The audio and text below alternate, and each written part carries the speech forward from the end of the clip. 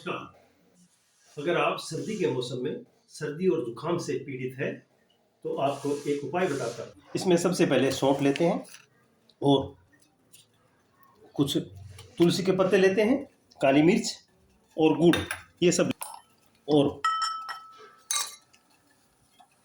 तुलसी के पत्तों को इनको कूट के इनका पाउडर बनाते हैं और इसको इनमें उबलते हुए पानी में डालते हैं, इसके अंदर डालते हैं। आधा पानी जल जाए इसको उतार लेते हैं।